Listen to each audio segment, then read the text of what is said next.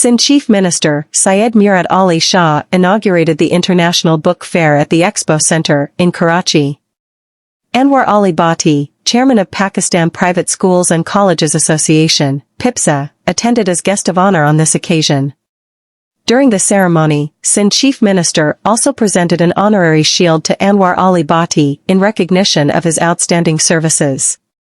Report by N.I. Bakshi. Asian Times Meta ATM.